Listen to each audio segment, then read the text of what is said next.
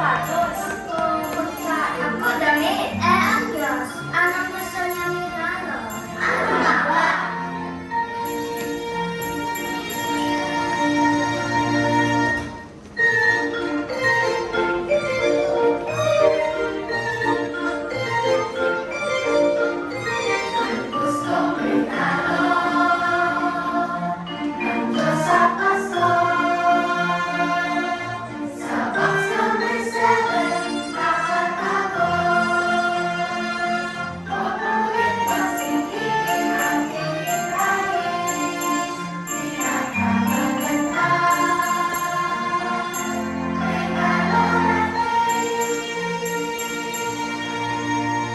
Box number 1, Gabriel.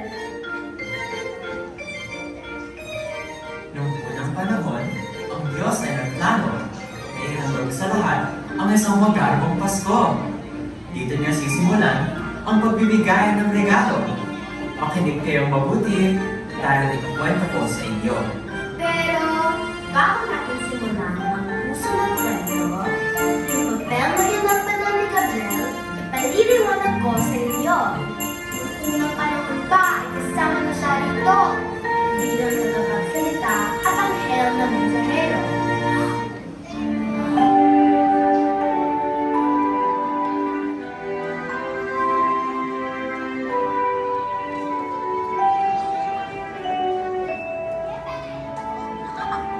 Ako'y sugo ng Diyos. Gabriel ang pangalan ko. At nais ng Diyos na marinig niyo ang sasabihin ko. Sa istoryang ito, hatid ng Diyos ang kanyang regalo sa iyo. At maiintindihan niyo ito pagtapos ng kwento.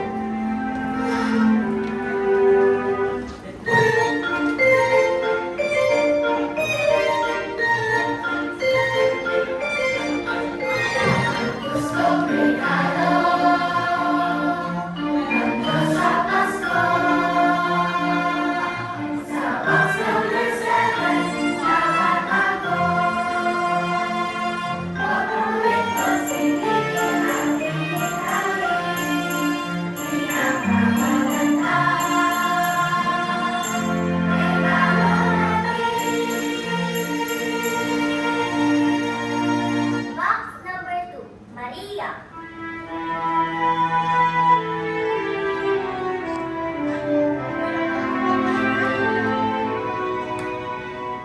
Nagsimula ang kwento nung sinabi ni Isaias na magsisilang ng sanggol na Emmanuel ang pangalan, ang isang dalaga. Siya ang pangalan. Isama natin ang Diyos. Yun ang hulugan. Sa sanggol na ito, marami ang magtitiwala. Nung tagdang panahon, si Gabriel ay inutusan na sabihin sa dalaga na siya ay dalaga. Maria, ikaw ang pinili at isisilang mo ang bugtong na anak ng Diyos. Paano mangyayari ito? Ito'y hindi pangkaraniwan. Tama ka, ito'y limanang na ituturing. Tutulungan ka ng banal na Espiritu sa iyong daranasin. Kagatawang taong Diyos ay makikipamuhay sa mundo at tatawagin ni Jesus ang sanggol na ito. Ang sabi ni Maria, Payag ko ako, nangyari mo pa ang mga nagkantay ni Jesus. Ako ay alipin ng Panginoon, kaya utos na ang aking sasabi. Sa dakila ng Diyan, ako nawa ang Panginoon.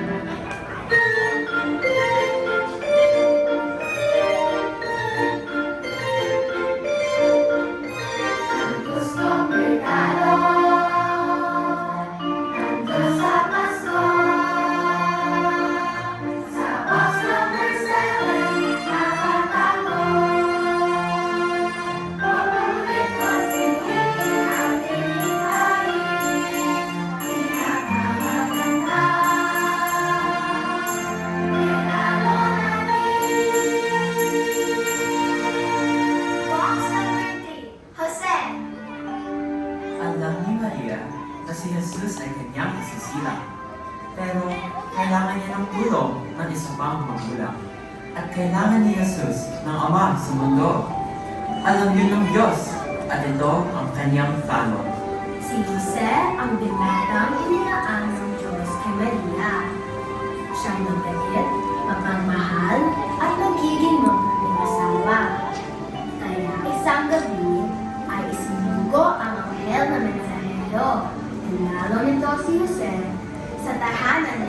Jose, tanggapin mo si Maria bilang butihin mong asawa. Kalooban ng Panginoon ang inyong pagsasama. Ibinigay ng banal na Espiritu ang sanggol sa kanyang tiyan.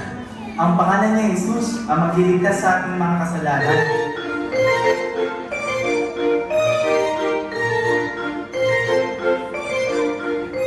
Ang gustong regalo ng Diyos sa Pasko. Sa box number 7, nakatago. Pabalik ko silipin ating hirahin. Pinakamaganda. Regalo natin. Box number 4, napamahala ng bahay pamilya. Hindi nagtagal, naglabas ng kautusan. Lahat kayo ay magbalik sa inyong pinagmulan. Patungo sa Bethlehem, ang mag-asawa'y naglakbay at pagdating roon, humanap sila ng bahay. Pero punong-puno, walang lugar para sa kanila. Pagod na si Maria at kailangan niyang magpahinga. Puno na ang bahay panuluyan. Ang sabi ng tagapagbantay, ngunit sa isip niya, may nabuong ideya. Silungan ko'y maliit, ngunit kayo ay magkakasya. Sagsabang may dayamin, magdamutan din sana.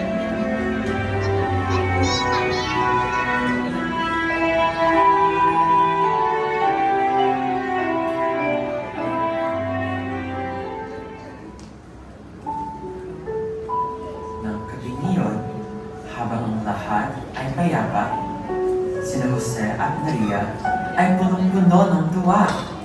Isinilang doon ang anak ng Diyos. Hindi ito sorpresa dahil ito'y kanyang kaloob. Inihandog ng Diyos ang kanyang unang regalo noon mismong araw ng kauna-unahang Pasko. Sanggol sa sabsaban, ang pangalan ay Kristo. Pero hindi lang yon. Mas nagarbo ang kanyang gusto at inhandog sa kanya ang puso ng kanyang plano.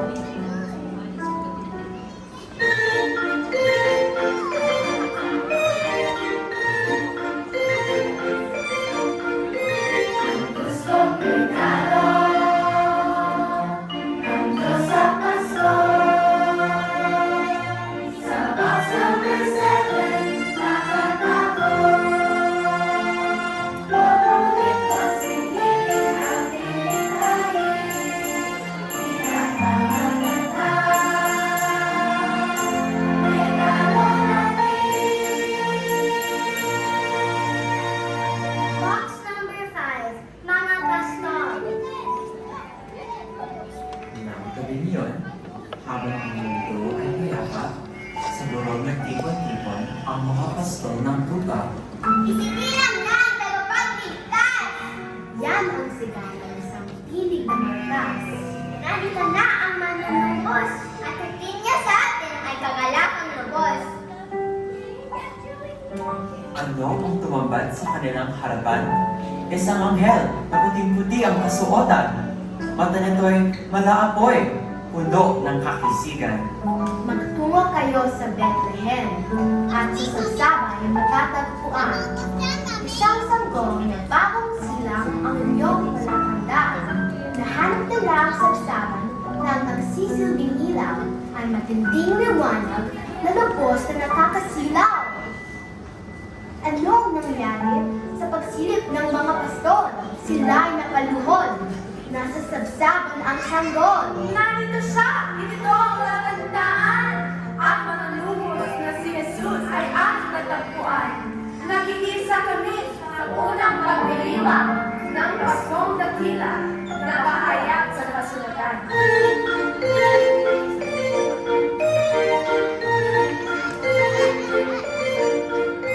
Ang gustong regalo ng Diyos sa Pasko. Sa box number 7, nakatago. Pabalik ko silipin ating hirahin. Pinakamaganda.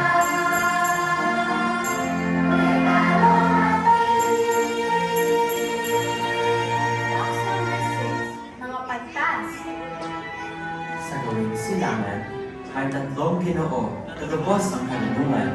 Nasaksihan nila ang isang bituin na tumatanglaw sa malawak na papawirin. Ito na ang bituin na nakasulat sa aklat. Isang hari ang itinuturo nito. Mga kasama, tayo na. Lumakad na tayo. Liwanag ng bituin ay kanilang sinundan. At natagpuan nila sila Maria at Jesus sa kanilang pahingahan. Nung sila'y pumasok, sila'y nagpatira pa upang sambahin ang haring manunubos. Pero teka, hindi pa dyan nagtatapos. Nila, insenso, at ginto ay kanilang inihain bilang pagsamba sa Diyos na itinuro ng bituin. Sa isang panaginip, inihayag sa kanila ang plano ni Herodes na hindi maganda. Kaya sila'y nagpasya na magbago ng daraanan upang hindi matuntun ang hamak na sasaba. Ang lahat ng ito ay tinandaan ni Maria at ang sabi niya, Ang Diyos ay mabuti, mapagmahal, at mapangalaga.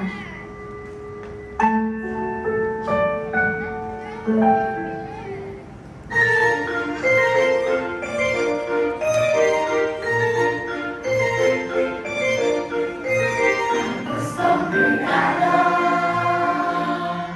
ng Diyos sa Pasko. Sa box number 7, nakatago. Paborito silipin ang ilikhain. Pinakamaganda. Regalo natin. Box number 7. Hindi pa rin po pwedeng silipin. Ano nga ba ang gustong regalo ng Diyos sa Pasko? Eto na ang sorpresang inaabangan ninyo. Sa box number 7, kung saan ito, silipin ang kahon. Ano bang hinihintay nyo? Ang gusto niyang regalo ay... Gawin mo! Ako? Bakit po ako? Hindi ko naman pwedeng palitin ang sarili ko. Oo, tama ka. Pero ang hinahandog mo ay ang pinakamagandang desisyon sa tanang buhay mo. Gusto ng Diyos na siya'y mahalin at kilalanin. Ito ang tunay na pagsamba na tanging maihahandog natin. Hindi man tayo karapat-dapat, kagandahang loob niya ay sapat para sa lahat.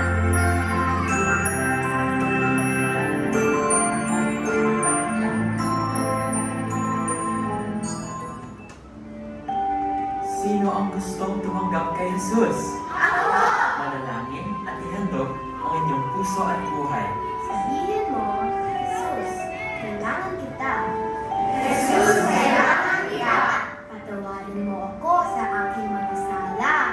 Patawarin mo ako sa aking mga sala. Tinatanggap kita. Tinatanggap kita. Bilang Panginoon ko. Bilang Panginoon ko. At tagapagligtas. At tagapagligtas. Baguhin mo ang aking buhay.